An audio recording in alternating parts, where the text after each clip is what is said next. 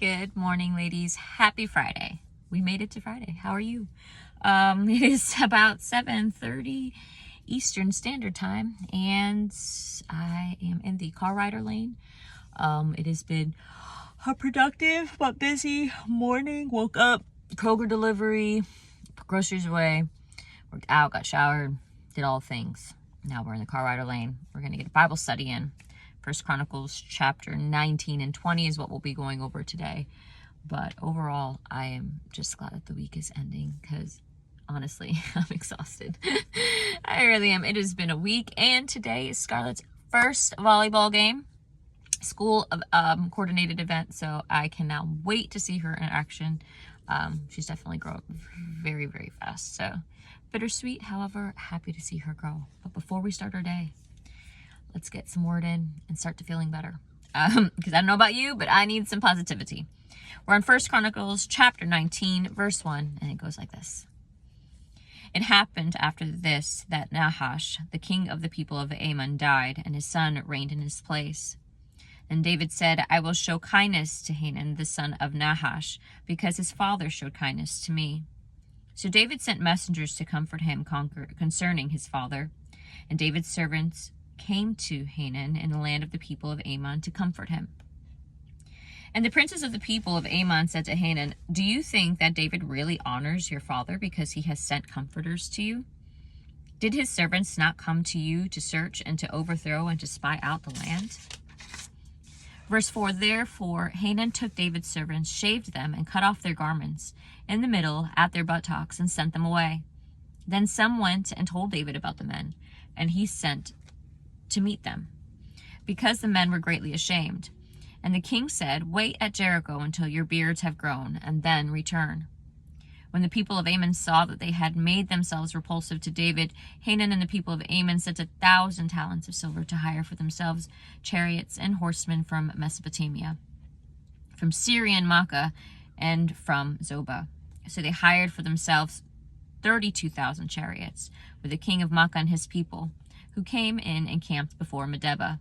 Also the people of Ammon gathered together from their cities and came to battle. Now when David heard of it, he sent Joab and all the army of the mighty men. And the people of Ammon came out and put themselves in the battle array before the gate of the city, and the kings who had come were by themselves in the field. Verse 10, When Joab saw that the battle line was against him before and behind, he chose some of Israel's best and put them in the battle array against the Syrians. And the rest of the people he put under the command of Abishai, his brother, and they set themselves in a battle array against the people of Ammon.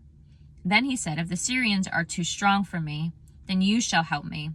But if the people of Ammon are too strong for you, then I will help you. Be of good courage, and let us be strong for our people and for the cities of our God, and may the Lord do what is good in his sight. So Joab and the people who were with him drew near for the battle against the Syrians, and they fled before him. Verse 15, When the people of Ammon saw that the Syrians were fleeing, they also fled before Abishai, his brother, and entered the city. So Joab went to Jerusalem. Now when the Syrians saw that they had been defeated by Israel, they sent messengers and brought the Syrians who were beyond the river. And Saphach, the commander of Hadazer's army, went before them. When it was told David, he gathered all Israel, crossed over the Jordan, and came upon them and set up in the battle array against them.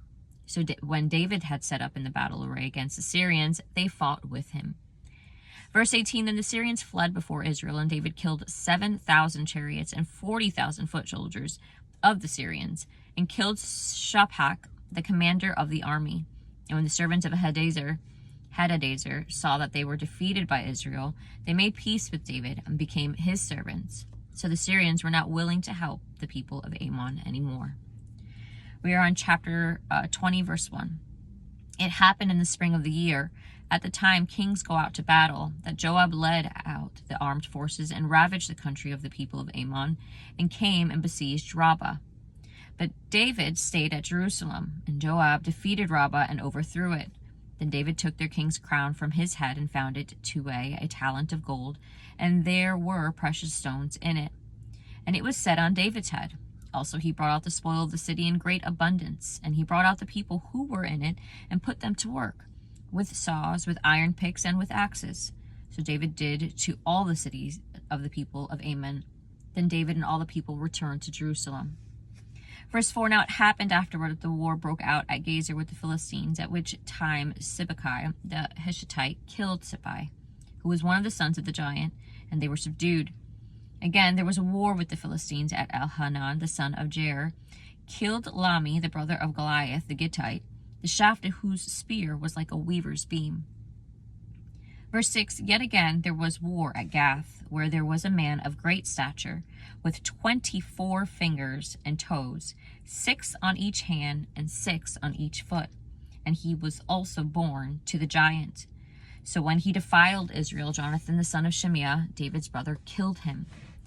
And these were born, verse 8, to the giant in Gath, and they fell by the hand of David and by the hand of his servants. That is all for today's Bible study, ladies. I can't even imagine having 6 hands, 6 fingers, 6 feet. Oh, I can barely even work with my own. I mean, don't get me wrong, I guess it would be helpful to have an extra set, but I don't know. I'm delirious, as you can see. My coffee is not kicked in at all, but it's all good. The day will get better. Hopefully, you have an amazing day. If you need any prayer, if you need someone to talk to, advice, or just looking for some encouragement, hop on over to my Instagram page and my Facebook page where I post daily. I try to 95% of the time at least. But let's have an awesome day. Stay blessed. Talk to you soon.